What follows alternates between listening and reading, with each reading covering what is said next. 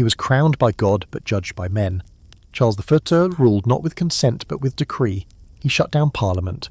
He imprisoned without trial. He taxed without war. And in the end, he lost not just his crown but his head. This is not just the story of a king, it's the story of power, when no one dares to say no. The axe did not fall in a vacuum. It descended through the weight of a decade of silence, defiance, and divine arrogance, through the spine of a man who believed he was chosen by God, not elected by men. And that man, Charles I of England, Scotland, and Ireland, stood not only at the gallows as a monarch stripped of title and majesty, but as a symbol of a crumbling world view that kings could command without question, that crowns could remain untouched by the cries of the governed. When Charles Stuart was crowned in 1625, the drums of instability were already echoing through the halls of England's great institutions. He inherited a country fraying at its religious seams, split between the ritualistic beauty of Anglicanism, the growing rage of the Puritans, and the ever-present suspicion of Catholic influence lurking just beneath every Latin whisper. And yet, in this complex and combustible landscape, Charles offered not compromise but certainty, not consultation but decree. He clung to an idea older than Magna Carta, older than Parliament, older than the very notion of nationhood itself, the divine right of kings. This belief, that a monarch's authority was bestowed directly by God and answerable to none but him, was not merely a philosophy for Charles. It was a compass, a shield, and a sword. It shaped every word he spoke in council, every law he ignored, and every voice he silenced. While the ink of the English Reformation was barely dry, Charles sought not to adapt to a shifting world, but to bend that world back toward absolutism. Parliament, in his view, was not a partner in governance, but a body to be summoned, tolerated and dismissed at will, an advisory board, not a co-equal branch. The seeds of tyranny do not announce themselves with banners and drums. They are often planted with silence, when the powerful stop listening and the people lose the right to speak. Charles did not storm the castle gates with an army. He simply chose not to summon Parliament, not for months, not for years, but eventually for more than a decade. But before that silence, there was already tension. From the start of his reign, Charles's demeanour was distant, his speeches sparse, his court tightly controlled. He lacked his father James's loquacious charm and ability to negotiate across factions. Where James had used words to weave webs of compromise and delay, Charles used them sparingly, with the assumption that his subjects should obey, not because they were persuaded, but because he had spoken. The people, however, were not blind. They watched as their king married a French Catholic princess, Henrietta Maria, a union that stoked fears that Charles would bring England back to Rome, back to papal interference, back to incense-filled cathedrals and whispered prayers in a foreign tongue. Though Charles promised tolerance and a Protestant continuity, his queen's household held mass openly, and Catholic courtiers began to reappear in spaces of influence. The whispers began to swell. Was the king drifting toward Catholicism? Was he betraying the hard-won victories of the Reformation? In Parliament, resistance grew. MPs sought to check the king's ambitions, to limit taxation without their consent, to halt foreign wars fought in the name of dynastic loyalty rather than national interest. They demanded accountability for royal advisers who, under Charles's protection, enacted policies viewed as wasteful or oppressive. But Charles saw in these demands not civic responsibility, but rebellion. He viewed criticism as disloyalty, and disloyalty as treason, not against the crown, but against the divine order itself. In 1629, after years of uneasy sessions and growing confrontation, Charles had had enough. He dissolved Parliament. Not for a season, not until tempers cooled, but for what would become 11 years. 11 years in which the machinery of English constitutionalism stood still. 11 years in which no new laws were passed by the people's representatives. 11 years in which the king ruled by a personal prerogative. But even before that silence began, the shift toward autocracy was already visible. The royal court became a mirror of Charles's inwardness, reserved, ceremonial, withdrawn from the people. Art and architecture flourished. Portraits of Charles depicted him as a regal, almost saint-like figure, often on horseback, gazing down with solemn grace. The king commissioned masques, court performances designed to glorify monarchy and divine order, even as the streets of London grew restless with plague, poverty, and political exclusion. What Charles failed to grasp, or perhaps chose to ignore, was that the English crown had long ceased to be an island unto itself. Since the days of Magna Carta, there had been a slow, often painful evolution towards shared governance. Parliament was not an invention of whim, but the product of centuries of struggle between Crown and Commons. In shutting its doors, Charles did not simply pause a political process. He tore open a centuries-old wound, exposing the deep, unresolved question of who truly held power in England, the monarch or the people. The phrase "no taxation without representation" would echo centuries later across oceans and revolutions, but in Charles's day, its roots were already taking hold. Without Parliament, how would laws be made? How would taxes be justified? How would justice be enforced? For Charles, the answer was simple. He would decide. He would be lawmaker, tax collector, and judge. He would rule without consent, because he believed he needed none. And so a shadow fell across the realm. Not the violent shadow of invasion, but the quiet, creeping darkness of centralized rule. Voices of dissent were sent through subtle threats and overt intimidation. Those who criticized the king risked arrest. Those who resisted his policies found themselves excluded from court, stripped of influence, or worse, imprisoned without charge. The architecture of democracy, still fragile, still forming, began to crack under the weight of royal decree. The storm was still years away. The sword had not yet been drawn. But by the time Charles shut the doors of Parliament in 1629, the match had been struck. The kingdom still wore the mask of peace, but beneath it the embers of civil war were already glowing. And at the centre of it all stood a man crowned not just with gold, but with unshakable conviction, a king who mistook silence for loyalty and obedience for love. His crown sat high, his court still bowed. But history would remember, the silence of Parliament was not the silence of peace. It was the silence before the scream. There are silences that soothe, and there are silences that suffocate.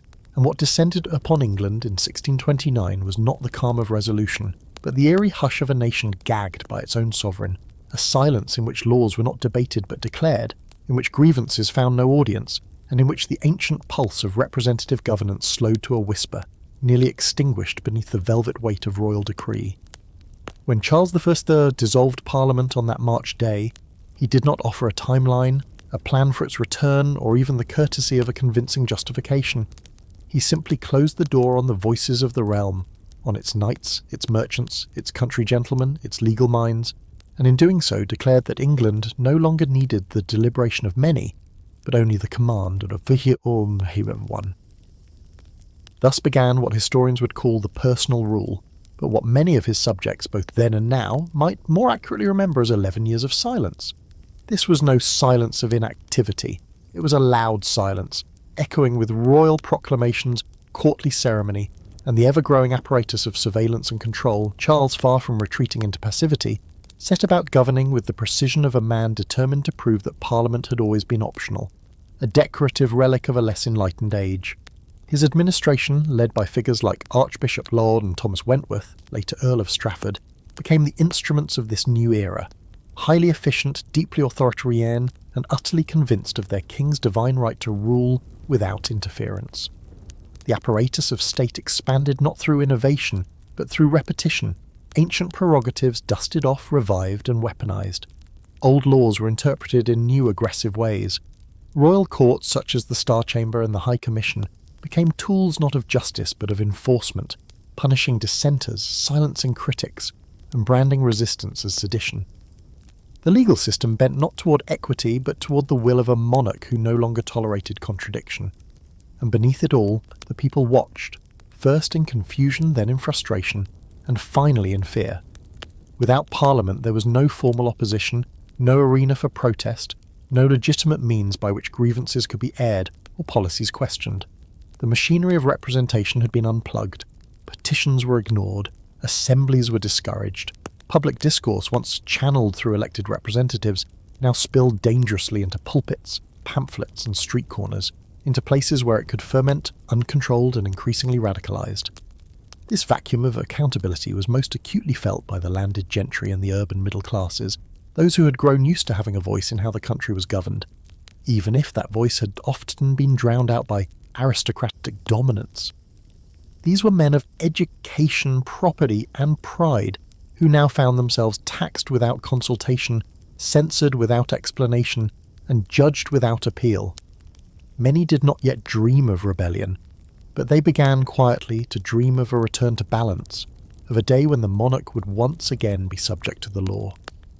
But the law, during this silence, was not idle.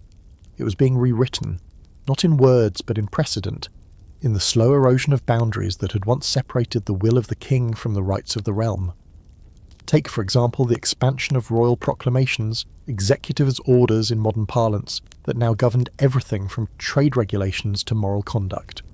While once used sparingly, these edicts became the primary tool of governance, bypassing the need for parliamentary approval and establishing a dangerous norm, that one man's voice could substitute for the consent of the nation.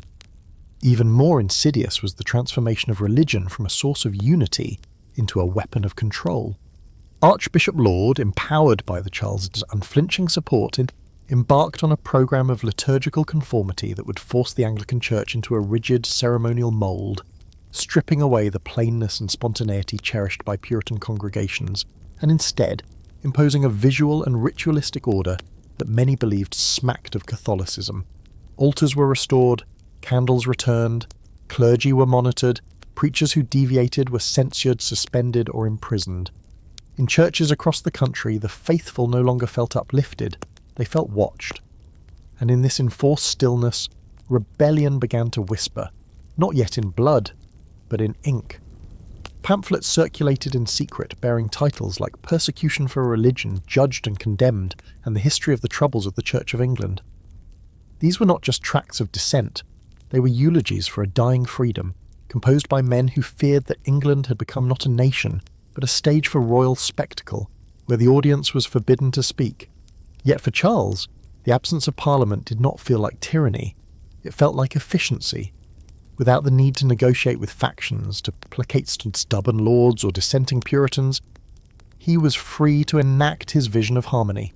One crown, one church, one kingdom, one will. He surrounded himself with artists, architects, and theologians who reinforced this vision. Painters who portrayed him as a godlike ruler, poets who praised the divine beauty of order, bishops who likened disobedience to heresy. It was a court of mirrors, reflecting his certainty back at him in ever more ornate frames. But the mirrors were cracked, because outside the court England was changing. The economy strained under arbitrary levies. Ship money, a tax originally levied during wartime, was now being collected in peacetime, with no parliamentary authorization, and even inland towns were required to pay it. Despite having no ships to defend, the merchant classes bristled. Landowners protested. Some refused to pay and were punished publicly, their resistance held up as examples of what happened when loyalty faltered. And through it all, Parliament remained closed. Its benches gathered dust. Its halls grew quiet.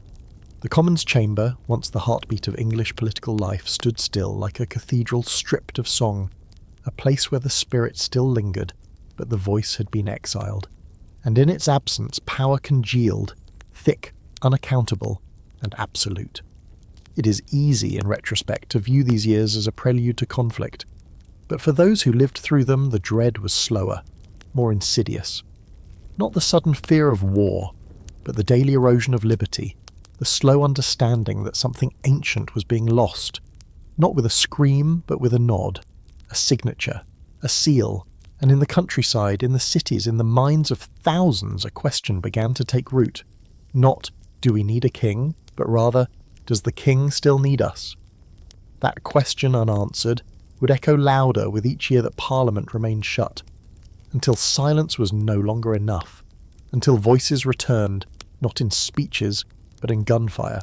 There are moments in history when tyranny does not march in with swords drawn or banners unfurled, but seeps in through the ink of royal proclamations, hides behind seals of wax, and wraps itself in the language of duty, sacrifice, and loyalty, until the people wake to find themselves not ruled but harvested, not protected but preyed upon.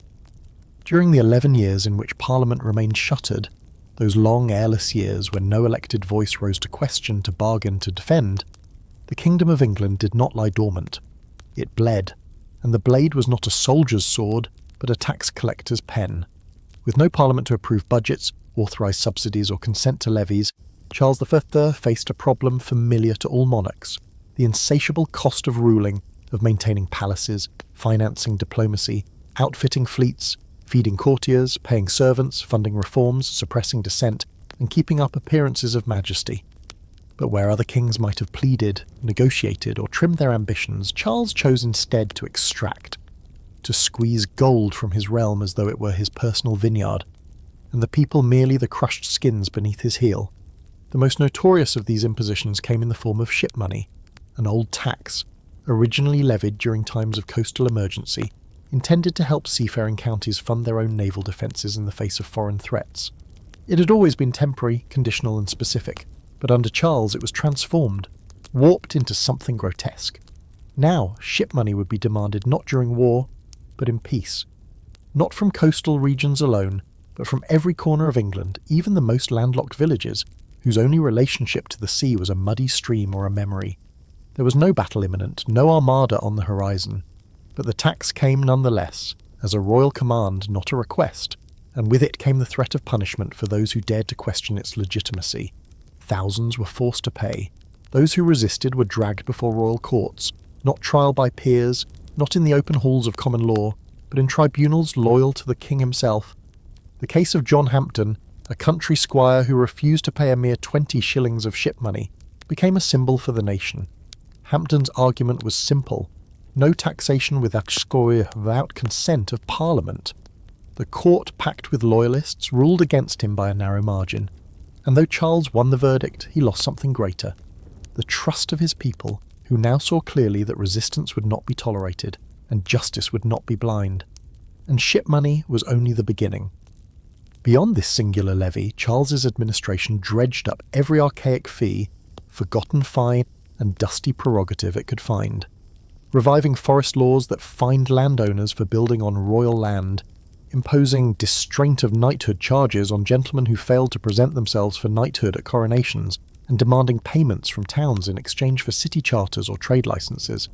It was as if the entire kingdom had been transformed into a ledger, each subject not a soul but a source of revenue, each town a coin purse to be shaken until empty. And when coins could not be shaken loose through paperwork, they were taken by force. The king's agents, tax collectors, sheriffs, constables, now acted with the confidence of royal immunity. They arrived not as public servants, but as enforcers, empowered to seize goods, confiscate land, imprison debtors, and silence protest. Entire estates were lost to technicalities. Livelihoods were wrecked by arbitrary seizures. And when jailers filled their cells with men whose only crime was refusal to pay, the line between crown and criminal blurred. Even more chilling was the use of arbitrary imprisonment, the practice of detaining individuals without formal charges, without trials, and without timelines for release. Those who spoke too loudly, who printed unflattering sermons, who criticised the ship money or the king's religious reforms were simply taken, locked away, forgotten. The great writ of habeas corpus, meant to protect the citizen against unjust detention, was ignored like an old superstition. The very soul of English liberty, that no man should be imprisoned without cause, was quietly buried beneath the foundation stones of Charles's increasingly brittle regime. And yet the outward image of the monarchy remained pristine. Charles commissioned portraits that depicted him in armour, hand on hip, eyes cast heavenward, a monarch as hero, as martyr, as divine intermediary. He sat for Anthony Van Dyck with the calm expression of one who believed himself eternal. He held court with the elegance of a Renaissance prince surrounded by beauty, ceremony, and scripture. To see the king was to see grace and power made flesh. But beneath that surface the realm darkened. Commoners whispered in taverns, merchants cursed in their ledgers, ministers trembled before pulpits, unsure of which words might summon lords inquisitors. The mood was not yet revolutionary, but it was restless. It was bitter. It was afraid. And among the nobility, the old families, the country gentry, the lords who had once sat in Parliament with the weight of their counties behind them, there began to grow a sense of betrayal. These were not radicals. These were not rebels. They were men of order, of hierarchy, of law. But now they looked at their monarch and saw a man who had abandoned all covenant with his people, who ruled not by justice but by force wrapped in law, and law twisted into tools of silence. The irony, of course, was that Charles believed he was defending the nation from chaos. He believed that his rule, unchallenged and unshared, would bring peace, order, godliness. But in chasing this vision, he turned his kingdom into a kind of golden cage, one where obedience was mandatory, dissent was criminal, and the very institutions designed to protect the people had been retooled to oppress them. In this cage, every subject was a debtor, every critic was a traitor, every question was an insult, and while there were no drums of war yet beating, while no armies yet marched across moors and hedgerows, the foundation was cracking beneath the weight of the king's belief that divine right trumped human need, that authority was more sacred than trust, and that a nation could be ruled by silence and signature alone. But taxes are not merely economic burdens, they are moral contracts, symbols of the relationship between ruler and ruled. And when those taxes are taken without voice, without fairness, without the dignity of representation, they cease to be contributions. They become theft. And when theft becomes law, rebellion becomes inevitable. In a land already trembling beneath the weight of taxation and imprisonment, the soul of the kingdom, its faith, its ritual, its covenant with God, would become the next battleground. And what had once been simmering discontent over taxes and authority now began to take on the blazing hue of holy war. For when a monarch lays claim not only to the body of the nation, but to its conscience, not only to the purse, but to the pulpit, the fires that follow are not easily contained. From the earliest days of his reign, Charles I thus had walked a delicate and dangerous line between devotion and provocation. For though he considered himself a devout Anglican, ceremonial, orderly, deeply reverent, he married Henrietta Maria, a Catholic princess from France, a woman whose mere presence at the English court sparked fear, scandal, and whispered accusations of papist infiltration. To many in the realm, especially the Puritans who had long since purged their churches of incense, vestments, and Latin prayers, Henrietta Maria was not simply a queen, she was a spectre of Rome, a sign that the hard-won Reformation might be unravelling beneath silks and veils and rosaries. Charles did nothing to quiet these fears. In fact, he doubled down on beauty, on ritual, on hierarchy, on a vision of the Church of England not as a plain gathering of believers, but as a majestic ceremonial mirror of divine order. He appointed William Laud, a man equally devoted to liturgical grandeur and authoritarian discipline as Archbishop of Canterbury, and together they began what many would come to see not as reform, but as restoration, not of Christ's simplicity, but of a hierarchy that smelled far too much like Catholicism for the nation's increasingly Protestant conscience. Under Laud's guidance, churches were reordered with a precision that bordered on obsession. Altars, long replaced by plain communion tables, were once again pushed to the east end of the chancel and enclosed with railings. Vestments, once considered relics of idolatry, returned to clergy bodies. Genuflection, candles, stained glass and glass, and music were encouraged, required even. Sermons were shortened, prayer books standardized, and deviation punished. But what enraged the faithful was not merely what they saw, it was what they were told not to say. Puritan ministers who protested the changes, who argued that the beauty of worship had become a distraction from the truth of Scripture, were silenced, removed, even exiled. Preachers who refused to read the New Book of Sports, a royal declaration permitting leisure activities on Sundays, were suspended. Families who refused to kneel at altars were shamed or fined, and all of it was enforced not through the church alone, but through the state, through the High Commission of the Star Chamber and the long, chilling reach of royal justice. To challenge the king's church was to challenge the king himself, and yet challenge came, first in whispers, then in pamphlets, then in resistance that would spill blood. In England the discontent was boiling, but in Scotland it exploded, for while Charles had long treated the English church as his instrument of order, he failed spectacularly to understand the Scottish Kirk's deep commitment to Presbyterian independence, a structure in which local ministers governed their own affairs, and no bishop, much less a monarch, had the right to impose ritual or doctrine from above. But Charles, consumed by his vision of uniformity, one faith, one form, one sovereign church, determined that Scotland would kneel. In 1637, he he issued an order that all Scottish churches must adopt a new version of the English Book of Common Prayer, crafted in secret, imposed without consultation, and introduced as though it were a gift rather than a chain. The reaction was instantaneous and volcanic. The very first reading of the new liturgy at St Giles's Cathedral in Edinburgh descended into chaos. A woman named Jenny Geddes, enraged by the priest's words, allegedly hurled a stool at his head and screamed, "Dost thou say Mass in my lug?" accusing him of speaking not the word of God but the poison of Rome. Within weeks, protests engulfed the country. Churches were besieged, ministers refused to comply, mobs formed in towns and villages, not in rebellion against the crown's taxes, but against what they saw as the corruption of their worship, the invasion of their sanctuaries. This was not mere policy failure, it was theological war. The Scots responded not with scattered resistance, but with unity.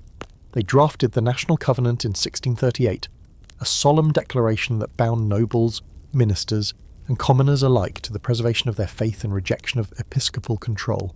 It was a spiritual declaration of independence, and it electrified the kingdom. Charles, stunned and enraged, sought to crush the rebellion not with diplomacy but with armies. Thus began the Bishops' Wars, a pair of humiliating military campaigns in which the English crown, ill-prepared and underfunded, suffered defeat at the hands of its own northern subjects. And in those failures, something far more dangerous was revealed, not just that the king could be disobeyed, but that he could be defeated. Back in England, the consequences were profound. To fund his campaign against the Scots, Charles was forced at last to recall Parliament. After 11 years of silence, the doors reopened. But the voices that entered were not humbled. They were angry. They were emboldened. They had watched their king suppress religion, imprison subjects, levy taxes, and now lose a war of his own making. The short Parliament, called in 1640, lasted mere weeks before Charles dissolved it in frustration. But by the end of the year, he was forced to summon another, the Long Parliament, which would not only refuse to be dismissed, but would come for the king's allies, his policies, and ultimately his head. Religion, which Charles had sought to use as a tool of unity, had become a torch, igniting the powder keg of political fury. The Puritans, long marginalised and mocked, now found themselves at the centre of public discourse, their calls for reform transformed into demands for revolution. The fear of Catholicism became a weapon, one wielded not against Rome, but against Whitehall. Every altar railing was now a symbol of tyranny, every incense cloud a smokescreen for authoritarianism, every echo of Laud's reforms a reminder that England had been made to bow and now longed to rise. Charles had tried to rule the soul of his kingdom.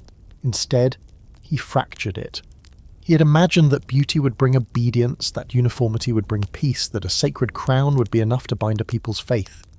But faith does not kneel to gold, it kneels to truth, and when a king confuses the two, he does not sanctify his rule, he condemns it. Tyranny, no matter how carefully dressed in robes of divine authority or wrapped in incense and scripture, eventually meets the wall of resistance, and when it does, it rarely shatters in a single blow. It cracks slowly, in moments of confrontation that, at the time, may seem theatrical, dramatic, even absurd, but in hindsight reveal themselves to be the opening lines of civil war. For Charles I, the fatal crack came on a January day in 1642, when he marched into the House of Commons, not as a ruler seeking counsel, nor as a sovereign inviting collaboration, but as a hunter, sword at his side, eyes fixed on 5 members of Parliament he had branded as traitors, and whose arrest he believed would silence the rising tide of dissent that had begun to threaten the very foundations of his power. But what Charles did not understand, what he refused to understand, was that the ground had already shifted beneath his feet, that the Parliament he now entered was no longer a decorative council of loyal gentlemen, but a furnace of fury, forged by years of humiliation, silence, and royal overreach. It was no longer a room he could command, it had become a chamber of retribution. The plan had been simple in theory: accuse 5 leading MPs, including John Pym and John Hampden, of treason, storm into the Commons with armed guards, and remove them under the pretence of law and loyalty to the realm. The goal was not only to eliminate the ringleaders of opposition, but to send a clear, chilling message to every member of Parliament: you are not beyond the king's reach. But when Charles stepped into the Commons, he found an empty chamber, or rather, a chamber emptied of its intended prey. The 5 men had already fled, tipped off by loyalists within Westminster, and had taken refuge within the protective arms of London's angry, watchful crowd. The king stood there, surrounded by silence and stares, the authority he sought to reassert evaporating in the charged stillness of the room. He looked around. He asked, "By your leave, Mr. Speaker, I see the birds are flown." And in that moment a monarchy blinked. It was the first time in English history that a reigning king had entered the Commons with armed men to arrest its members, a breach not only of custom but of sacred political boundary, and what Charles had intended as a show of strength became instead a confirmation of his isolation. It was not the 5 men who were on trial, it was the Crown. In the days that followed, the city of London erupted, not in riot but in resistance. Protesters flooded the streets, militia formed, shops closed, bells rang, not for worship but for warning. Pamphlets poured from presses, some branding Charles a tyrant, others lamenting the broken covenant between king and country. For the first time it was not whispers in alehouses or rumours from pulpits, it was public, open and furious. Even the Speaker of the House, William Lenthal, had refused to betray his fellow members. When Charles had demanded the whereabouts of the 5 members, Lenthal famously replied, "I have neither eyes to see nor tongue to speak in this place, but as the House is pleased to direct me." In those few words, monarchy was subordinated, not in name but in practice, to the will of the people's representatives. From that moment on, Parliament was no longer simply a legislative body. It was an opposition government. Charles fled London, realising that the city could no longer be trusted, that his capital had turned against him. He moved north, gathering what loyal forces remained to him, issuing proclamations that blamed Parliament for sedition and violence, for overstepping their bounds, for daring to question the very source of royal legitimacy.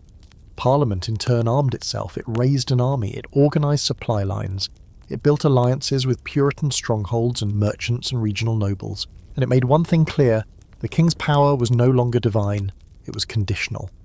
Thus began the slide from confrontation to conflict, from speeches to swords, from accusations to war. But while the gunpowder had not yet ignited, the atmosphere was already toxic with treason. Each side convinced that it held the truth, each side declaring the other guilty of betrayal, each side preparing to fight for the soul of the nation.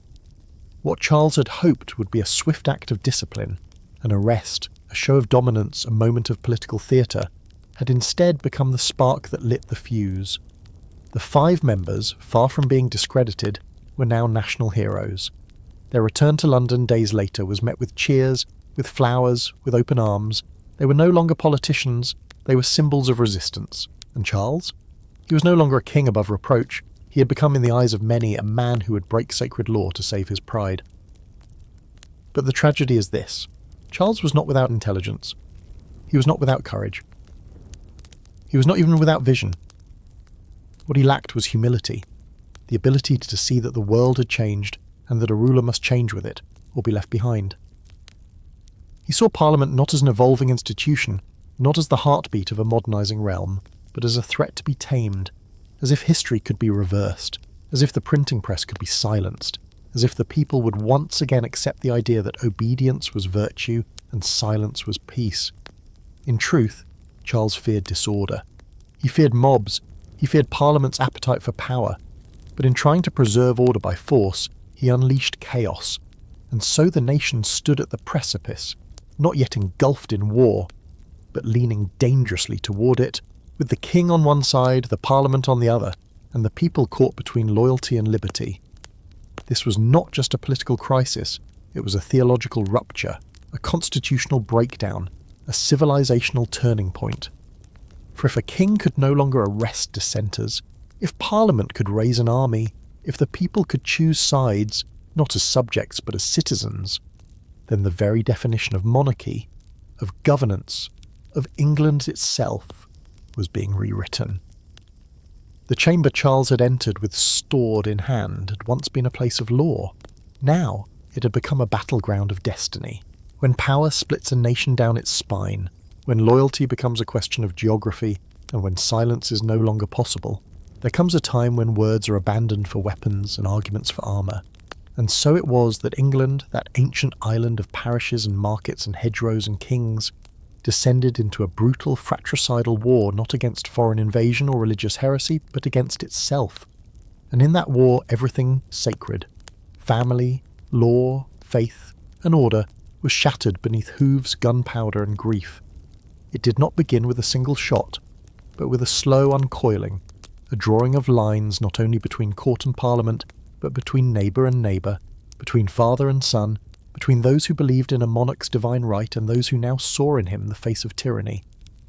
The war began not in thunder, but in dread, when Charles I raised the royal standard at Nottingham on August 22, 1642, signalling to all that peaceful resolution was dead, and that from this point forward questions of authority would be answered with steel.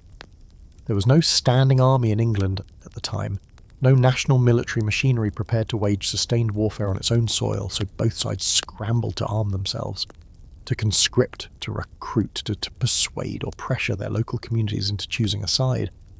And as the Royalists, the Cavaliers, rallied under the banner of king and tradition, and the Parliamentarians, the Roundheads, mobilised under the banners of law and liberty, what emerged was not a war of professionals, but a war of amateurs, of farmers turned pikemen, students turned officers, clergymen turned spies.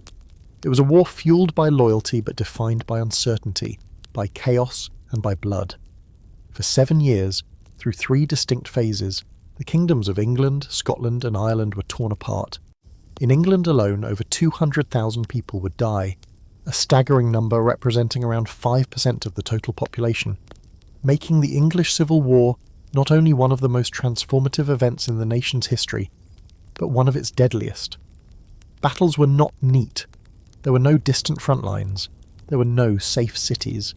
The war moved like a plague, shifting through counties, swallowing towns, twisting through valleys and villages, staining fields with bodies and wells with ash. Homes were seized and burned. Churches were repurposed as stables or barracks. Pulpits rang with propaganda. Families buried their dead without prayer, without coffins, and sometimes without knowing whose side the corpse had belonged to. The early battles, Edgehill, Turnham Green, Marston Moor, revealed the clumsiness of both forces. Troops were often undisciplined, ill-equipped, poorly trained. Horses outpaced their riders, cannons misfired. Commanders made decisions based on family honour more than military logic. Yet despite the lack of coordination, the devastation was real. Blood mixed with mud. The wounded screamed in accents from every corner of the country, and amidst it all the authority of the king continued to erode, as each royalist loss undercut the narrative of divine sanction and invincibility. But perhaps the greatest tragedy was that there was no clear villain, no foreign tyrant to defeat, no invading army to repel. The enemy spoke the same language, knelt to the same god, shared the same ancestry, and that only made the violence more personal, more relentless, more unforgiving. The king's court, now mobile and increasingly desperate, moved from Oxford to other royalist strongholds, trying to maintain the appearance of legitimacy.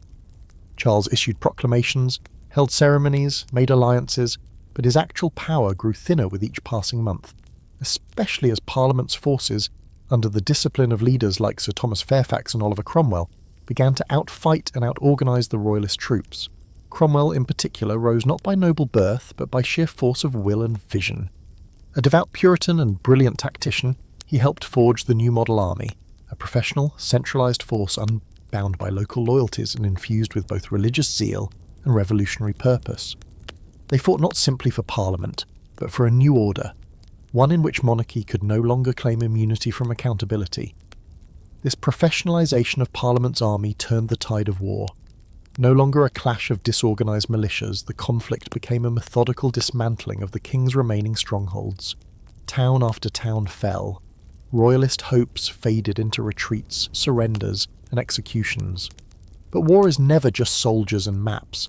It is the weeping of mothers, the hunger of orphaned children, the infection of festering wounds, the mass graves dug in frostbitten earth, the screams of raped villagers, the theft of winter grain, the burning of harvests, and the silence of men who once prayed side by side but now slaughter each other with God's name on their lips. In Ireland, the war became even more tangled, as Catholic uprisings, Protestant retribution, and political opportunism fused into a storm of atrocity. In Scotland, the Covenanters who had once defied Charles now entered into complex, shifting alliances that brought their own bloodshed. The three kingdoms, nominally united, were now warring siblings, each with its own grievances, ambitions and nightmares. Meanwhile, the figure of Charles I began to transform, from a monarch in command into a symbol of stubborn delusion, a king who refused to compromise, who refused to see that the world he was trying to preserve had already collapsed around him. He saw negotiation as weakness. He believed victory was still possible. Even in the face of defeat, he clung to the belief that his crown was not simply a political tool but a divine mandate, immune to the changing winds of history. And in doing so, he became the architect of his own ruin. By 1606, Charles's forces were broken. He surrendered, not to Parliament, but to the Scottish army, hoping for better terms. But this act only further fragmented the already fragile alliances among his enemies and ignited a second phase of war. Even in captivity, Charles plotted, schemed and bargained. He made secret deals, he encouraged uprisings, he played factions against each other. And all of it led not to restoration but to deeper chaos, and ultimately to a third and final phase of civil war. In 1648, the Royalist cause made one last desperate stand, but it was crushed at Preston. By this time, even many former Royalists had begun to see that the king's refusal to yield, his insistence on absolutism, his callous indifference to the dead of three kingdoms had become intolerable. Charles had not simply lost a war, he had lost the trust of a nation. And the corpses that littered England, Scotland and Ireland, the plague-ridden, the butchered, the forgotten, did not die in the service of principle. They died in the service of pride. And as the war came to a close, the question was no longer how to defeat the king's army. It was whether a king who refused to learn, who refused to grieve, and who refused to yield should be allowed to live. Defeat does not always come with chains. Sometimes it arrives wrapped in parchment, cloaked into negotiation, disguised as hope. And so it was that Charles I, though beaten on the field and abandoned by allies, continued to believe, even in captivity, that his crown might still be salvaged through wit, through timing, through divine favour, or perhaps through the simple refusal to admit that the age of kings was beginning to end, not with the rise of a foreign power, but with the righteous indignation of his own people. After his final defeat in the Second Civil War, there was no longer ambiguity, no longer room for the half measures of diplomacy or the illusions of honourable imprisonment. The king had shown again and again that he would not negotiate in good faith. Every ceasefire became a trap. Every promise masked a hidden appeal to foreign support or internal rebellion. Even as his soldiers lay dead in ditches and his subjects starved in the wake of sieges, Charles plotted, schemed, whispered to courtiers, wrote letters to Scots, to Irish confederates, to continental monarchs, anyone who might help him reclaim what he believed was his by divine right: the throne, the sword, the pulpit, and the sentence of the governed. To Parliament, and increasingly to the Army Council, this was not the conduct of a defeated sovereign seeking mercy. It was the relentless defiance of a man who refused to accept reality, who had learned nothing and would repeat everything, every war, every tax, every imprisonment, if only given the chance. And so, for the first time in the long, tangled history of monarchy, a king would stand trial not for failing to rule, but for ruling too absolutely. In January of 1649, Charles III was brought to St. James's Palace, no longer as a monarch, but as a prisoner of the people, and shortly after he was marched under guard to the Palace of Westminster, where a specially created High Court of Justice awaited, not a court sanctioned by divine law or traditional precedent, but by a resolution of Parliament, driven not by vengeance but by a radical, terrifying idea, that no one, not even a king, was above the law.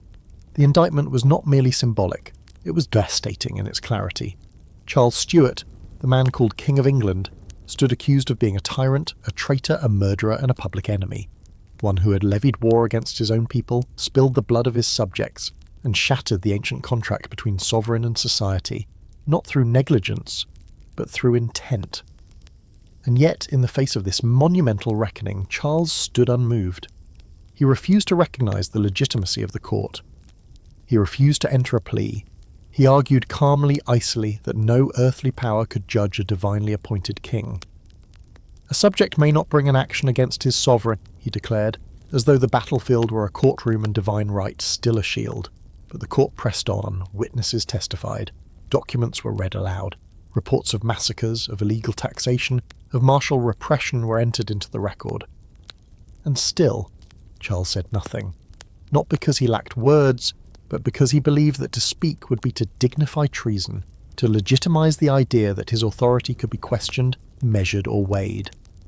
It was a chilling performance, not of guilt or innocence, but of unyielding belief in a vanishing order.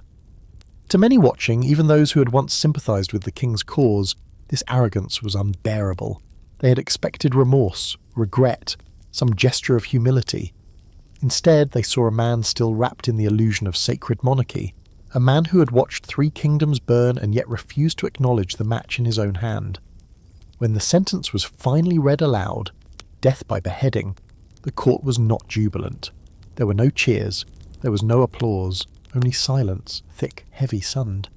For even in victory, the parliamentarian cause was burdened by the enormity of what it had done. It had placed the idea of justice above the institution of monarchy, and in doing so crossed a line from which there could be no return. But Charles, to the very end, remained the image of royal composure. He wore black, he prayed, he walked with dignity, and yet, beneath the calm exterior, the cold steel of pride still gleamed.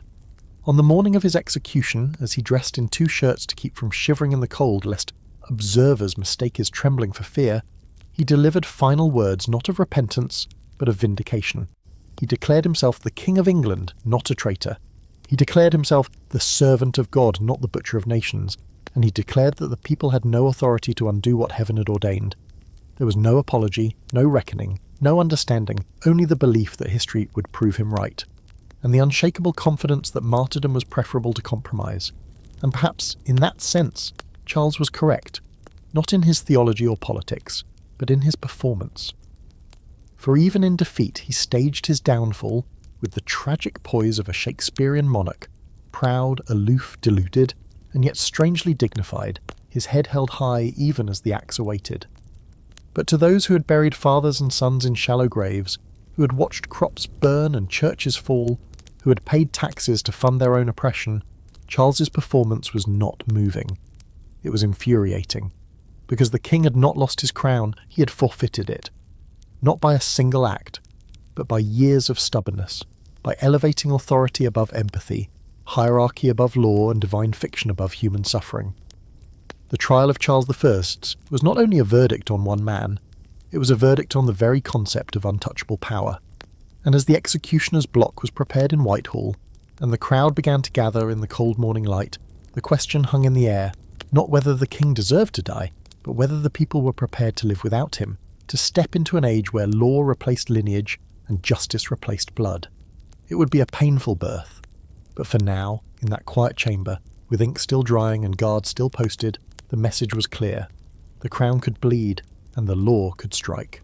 It was not the roar of rebellion, nor the triumphal clang of revolution, nor the ecstatic chorus of liberty's rise that greeted the end of Charles I's, but a profound and unnatural silence, the kind that follows not justice fulfilled, but something more ancient, more terrible, more permanent, the taking of a life once thought untouchable, and the shattering of an illusion that had cloaked 1,000 years of kingship in sacred smoke and ceremonial gold. On the cold, brittle morning of January 30th, 1649, the sky above London hung low with clouds, heavy and grey like mourning robes unfurled across the heavens, as if the city itself were preparing not merely for an execution, but for an exorcism of divine right, of inherited supremacy, of the idea that bloodline alone could crown a man with immunity from consequence. At Whitehall Palace, a scaffold had been erected before the banqueting house, stark and wooden and final, its square platform jutting out like a heretic's pulpit, its planks frozen from the night frost, its edges draped in black cloth, as though the state were ashamed of what it was about to do, even as it insisted that it must be done. Crowds gathered, thousands of them, not in festive anticipation, not in jubilant revenge, but in tense, horrified awe. For no one in living memory, not even in rumour, had seen a king of England prepared for public death, and though civil war had filled their homes with grief and their fields with corpses, this moment felt different, not like a victory, but like crossing a threshold into the unknown, where monarchy was no longer myth but mortal. The king, dressed in black with a satin waistcoat beneath to prevent his shivering from being mistaken for fear, walked slowly from his place of confinement toward the scaffold, accompanied by 2 bishops and a small guard. His steps deliberate, composed and eerily calm, like a man walking not toward punishment, but toward vindication, or so he seemed to believe, for Charles III never renounced his throne, never conceded wrongdoing, never apologized to the people he had ruled, and died as he had lived, with his eyes cast upward, not outward. He spoke briefly, too softly for much of the crowd to hear, but those closest recorded his final words with reverence and unease. "I am the King of England. I am the king of a just cause. I am the martyr of the people's sin. I die a faithful man, and I die a Christian according to the profession of the Church of England." To the very end, Charles held to the belief that he was dying not for his crimes, but for the crimes of others, that his death was not justice, but a sacrifice, that the axe about to fall was not punishment, but crucifixion. He presented himself not as a tyrant brought low, but as a lamb led to slaughter, an image that would, in time, be adopted by the royalists and high churchmen alike, painting Charles as a martyr whose death sanctified monarchy rather than condemned it. But on that morning there was no halo, only wood, only steel, only breath made visible in the frozen air.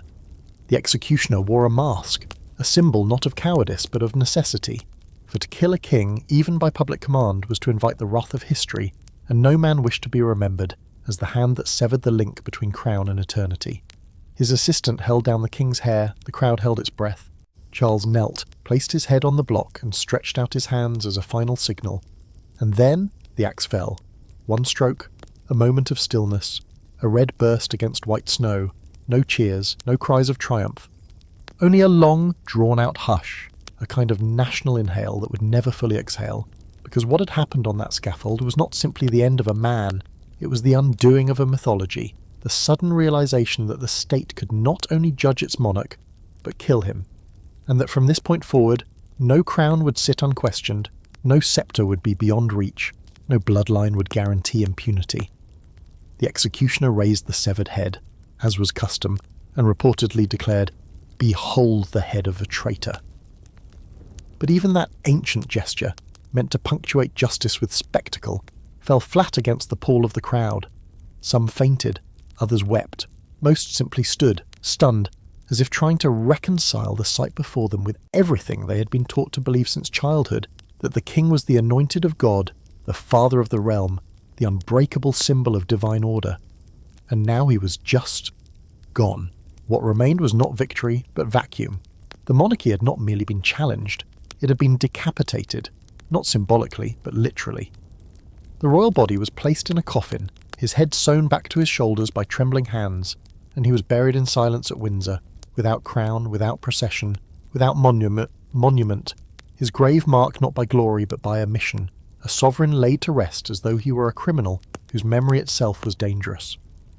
Back in London, Parliament attempted to maintain control, to assert that this act was not chaos, but constitutional correction, not vengeance, but a final assertion of accountability. But even among the victors, there was uncertainty. The regicide had been carried out. But what now? The king was dead, but the kingdom remained, wounded and leaderless, its moral compass spinning. And in the silence that followed, the world watched. Stunned monarchs in France and Spain, horrified clerics in Rome, intrigued republicans in the Netherlands and Geneva. The execution of Charles III was not a local event. It was a cosmic fracture, a moment when Europe realised that even the oldest thrones could fall to the axe, that the idea of sacred kingship could be broken not by exile or abdication, but by blade and will. But the silence did not last forever. In time, voices would return, some praising the parliamentarians as liberators, others mourning the king as a martyr. Some would call the death justice, others would call it murder. But none could deny that something irreversible had occurred, that England had become the first kingdom in modern Europe to try and kill its king not in private, but in full view of the people, and succeed.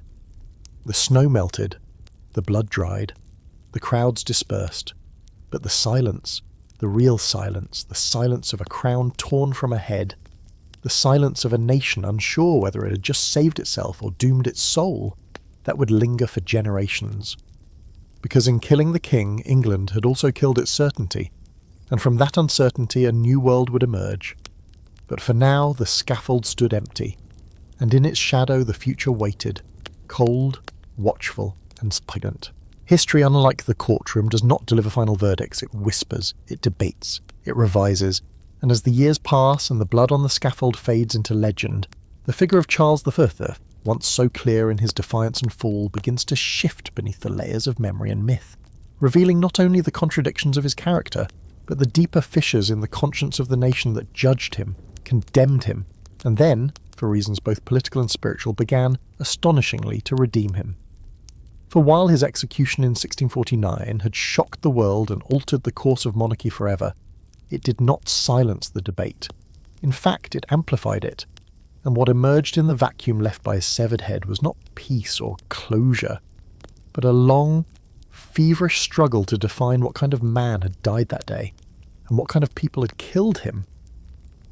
To the parliamentarians, or at least to the radical Puritan faction that had driven the trial forward, Charles was a tyrant cloaked in velvet, a man who had ignored laws, trampled liberties, and waged war against his own subjects for the sake of pride and absolutism, a king whose death had been not a tragedy but a necessity, the final act in a drama of justice that had unfolded not just for England's sake, but for the moral elevation of mankind.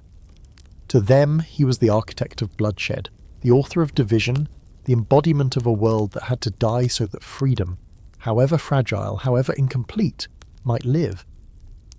But outside those circles, and especially as the years passed, a different Charles began to appear, first in the pulpits of high Anglican churches, then in whispered prayers, and eventually in official doctrine, a king not as villain, but as martyr, a man who had died not for his crimes but for his conscience, not because he was wrong, but because he had held to a sacred principle, the indivisibility of church and crown, even when it cost him everything. In 1660, only 11 years after his death, the monarchy was restored under his son Charles II, and with that restoration came a reframing of the father's legacy. The new regime understood, wisely or cynically, that monarchy could not survive on legal theory alone, it needed myth, and so Charles I's execution was transformed from a cautionary tale into a holy passion, a royal crucifixion in which the king became a Christ-like figure who had been murdered by zealots, a symbol not of tyranny, but of faith under siege. By 1661, the Church of England had canonised him in all but name, adding King Charles the Martyr to the calendar of saints, assigning him a feast day, January 30th, the anniversary of his death, and commissioning prayers in his honour. Portraits now showed him bathed in soft light, robes flowing like angelic vestments, eyes lifted toward heaven, hands resting on a Bible. Painters, poets, and bishops joined in the work of resurrection, not of his body but of his memory, stitching together an image of noble suffering that bore little resemblance to the stubborn, tax-imposing autocrat who had silenced Parliament and sparked civil war. To generations raised in the shadow of that new image, Charles was not the king who had failed his people. He was the king who had been failed by his people. But beneath that glorified surface the contradictions remained, unresolved and unspoken.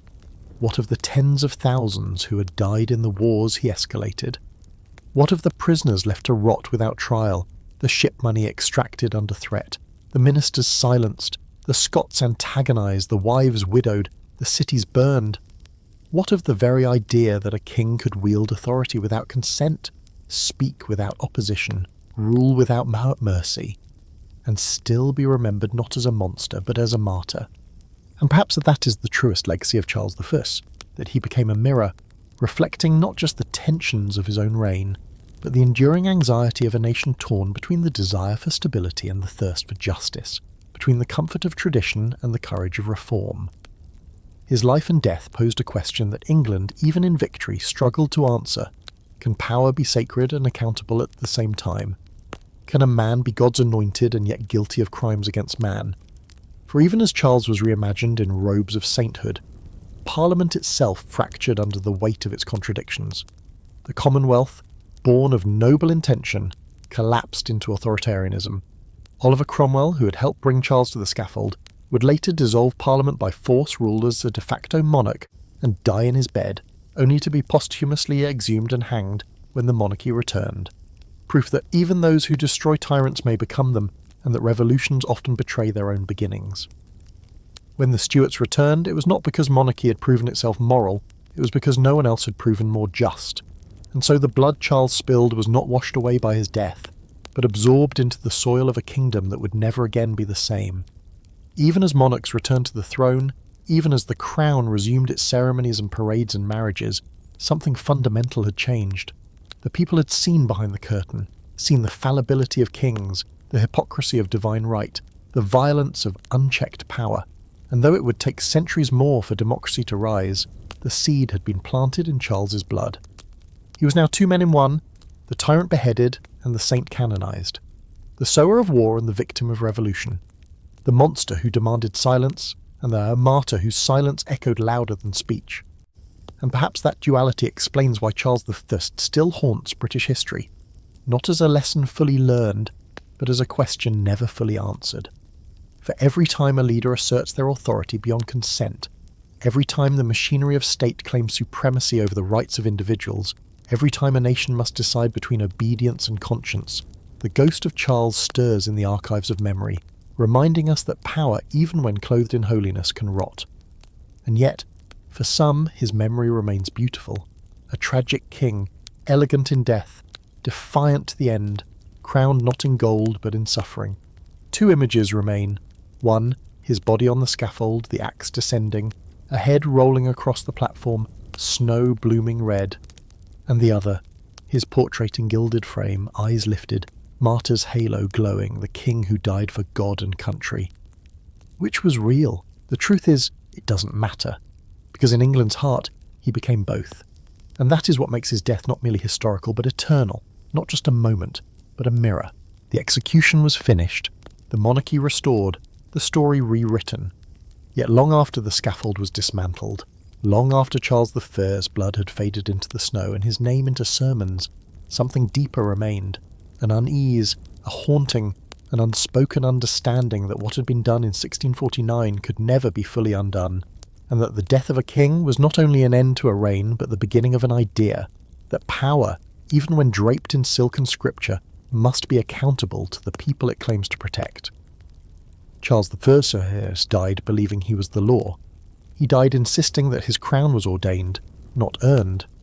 He died proclaiming that his cause was holy and his judges were sinners, but his death proved the opposite, that even the holiest of crowns must bow before the silent weight of justice.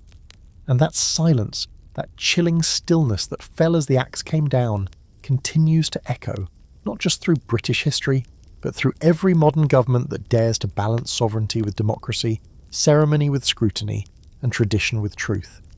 Because Charles's fall was not the end of monarchy, nor the end of tyranny, nor the beginning of liberty. It was a moment suspended between them all, a warning written not in ink, but in blood. Yes, the monarchy returned. Yes, the throne was reoccupied, but something had changed. Quietly. Forever.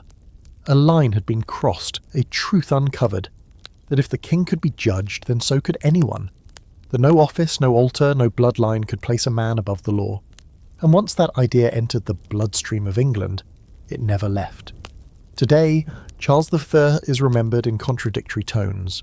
To some, a man of principle who died with dignity. To others, a sovereign who brought his own nation to ruin through pride and intransigence. But no matter how his image is painted, whether in martyr's white or traitor's red, the fact remains. He stood trial not as a man, but as a symbol of unchecked power, and the people, through parliament, through law, through silence, delivered their answer. And now the question turns toward us. Because though crowns are now mostly ceremonial, though kings no longer wield the axe, the danger Charles embodied still exists. When power forgets its purpose, when leaders claim righteousness as license, when justice is delayed in favour of tradition, when the machinery of state begins to grind beneath the weight of a single will. The story of Charles I is not ancient. It is urgent. And as long as authority exists, so must accountability. So must vigilance. So must the courage to ask, who holds the crown today? And what will we do if they forget who it belongs to? Charles did not fall because he was weak, but because he believed he was untouchable. And when leaders forget they serve, not rule, the people remember. If you believe history still speaks, subscribe to uncover its quiet warnings. Every story is a mirror. Let's keep holding it up.